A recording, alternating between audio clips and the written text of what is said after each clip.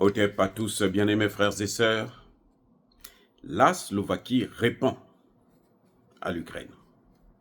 La Slovaquie, je vous disais, entre-temps, qui s'alimente en gaz russe. Ce gaz-là passe par un gazoduc via l'Ukraine. Et le 31 décembre dernier, 2024, le contrat entre l'Ukraine et la Russie est venu à expiration. Et l'Ukraine a refusé de renouveler cet accord et perd pratiquement 1 milliard de dollars chaque année. Juste pour punir la Slovaquie et les autres pays européens qui utilisent ce gazoduc. L'Ukraine a décidé de encourager les États-Unis à dominer, à écraser l'Union européenne et les Européens. En fait, c'est ça le problème. C'est que l'Ukraine, en faisant ça, l'Ukraine sait que les États-Unis vont toujours soutenir sa guerre. Donc, les 1 milliard vont être compensés facilement, exactement 800 millions d'euros. Donc, pratiquement 1 milliard de francs CFA. Et l'Ukraine sait que ça va compenser. Entre-temps, les États-Unis gagnent plus parce que ce sont eux qui vont maintenant vendre leur gaz à l'Europe. L'Europe devient comme un jouet, un consommateur simple du gaz américain. Mais les Slovaques ne sont pas restés là. Robert Fico s'est rendu lui-même encore en Russie pour aller discuter avec Poutine, négocier comment il faut faire pour trouver une autre solution afin qu'il puisse continuer à bénéficier du gaz russe. Entre-temps, la Slovaquie a des réserves pour l'année 2025. Donc, ça ne va pas l'affecter outre mesure. Le temps qu'il trouve un moyen pour contourner justement l'Ukraine, soit passer probablement par la Turquie, ce qui va coûter peut-être un peu plus cher, ou bien par d'autres moyens de, comment on appelle ça, d'approvisionnement du gaz russe vers la Slovaquie, vers la Hongrie et d'autres pays européens. Donc, pour ce fait, la Slovaquie aussi a pris des dispositions. La Slovaquie dit à l'Ukraine, bon, c'est très bien, puisque toi, tu as coupé notre gaz, et nous aussi, on coupe l'électricité, parce que l'électricité, une bonne partie de l'Ukraine est alimentée en électricité qui vient de la Slovaquie. La Slovaquie a coupé.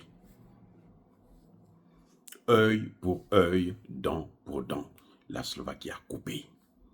Demande à l'Ukraine donc d'aller aussi consommer l'électricité qui vient des États-Unis. C'est ça. Donna. Alors, il n'y a pas que ça.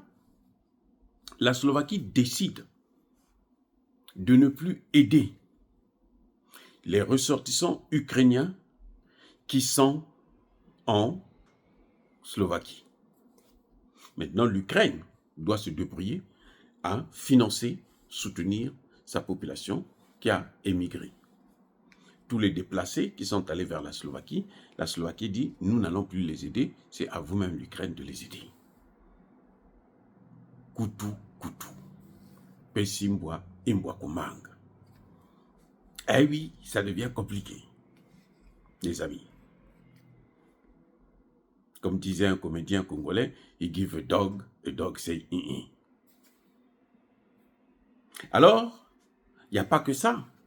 Vous savez qu'entre-temps, la Hongrie avait bloqué près d'un financement de l'Union européenne à hauteur de 6 milliards d'euros pour l'Ukraine. Donc, la Slovaquie a décidé.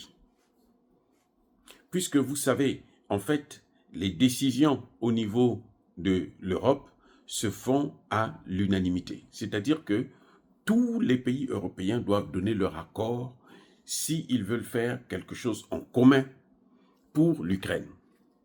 Si c'est indépendamment, chaque pays fait ce qu'elle veut. Par exemple, la Slovaquie qui alimente l'Ukraine en électricité, ça, elle peut décider, c'est son électricité, elle peut décider en tant qu'État souverain de ne pas fournir de l'électricité à l'Ukraine, de couper, comme Macron avait demandé à le Nigeria de couper l'électricité au Niger. Vous voyez, donc c'est à peu près comme ça. Donc ça, c'est un droit absolu d'un État. Mais lorsqu'il s'agit, par exemple, d'un financement de l'Union européenne ou d'une aide militaire de l'Union européenne, il faut que tous les pays, individuellement, donnent leur accord. Donc ça ne se fait pas par une majorité relative ou absolue. Non, parce que la majorité des pays ont dit oui, allez, c'est parti. Non, un seul pays peut bloquer une décision de l'Union européenne. Donc tous les pays de l'Union européenne ont ce qu'on appelle un droit de veto. Ce qu'on appelle au Conseil de sécurité le droit de veto. Il suffit qu'un qui dise « moi je ne suis pas d'accord avec ça », c'est fini. Et la Slovaquie a décidé d'utiliser son droit de veto en tout ce qui concerne l'aide à l'Ukraine en provenance de l'Union européenne. Et je sais que la Slovaquie ne sera pas seule. La Hongrie fera la même chose, puisque la Hongrie l'avait déjà fait. Je venais de vous le dire, près de 6 milliards d'euros qu'ils avaient bloqués. Donc ça devient l'Ukraine. On comprend l'Ukraine. L'Ukraine se dit, bon, les États-Unis, c'est le plus grand financier, vaut mieux aider les États-Unis que d'aider les Européens. En fait, c'est les intérêts. Mais les autres aussi ont leurs intérêts à préserver. Puisque l'Ukraine veut préserver ses intérêts, alors les autres aussi doivent préserver ses intérêts. La guerre en Ukraine, ce n'est pas la guerre de la Slovaquie, ce n'est pas la guerre de la Hongrie, ce n'est pas la guerre des autres pays de l'Union européenne. Donc, ils ne sont pas obligés de soutenir cette guerre. Et voilà que maintenant, l'Ukraine a déterré une hache de guerre. Elle a ouvert un autre front, ce qu'on appelle le front du gaz. Eh oui, c'est un front qu'elle a ouvert, puisque là, elle rentre maintenant directement en conflit politique avec certains pays européens. Vous voyez, donc la Slovaquie qui dit que ce soit militairement et financièrement, eh bien, l'Union européenne ne pourra plus aider l'Ukraine. Que va-t-il se passer? Que feront les Américains? Point d'interrogation. Dire cela, c'est inciter à la haine ou à la violence? Non, il n'y a pas colère. Veille. Encore une fois de plus, bien-aimés frères et sœurs, je persiste et je signe. Soyez bénis, abondamment bénis par le Dieu des Kémites et par nos ancêtres angélisés. Mais que tous ceux qui persécutent le continent africain le pillent et le déstabilisent, qu'ils soient noirs, blancs, chinois, arabes, juifs, indiens, qui qu'ils soient punis, maudits, foudroyés, neutralisés, écrasés, effacés par le Dieu des Kémites et par nos ancêtres angélisés. Vive l'Afrique éternelle, j'ai dit et j'assume.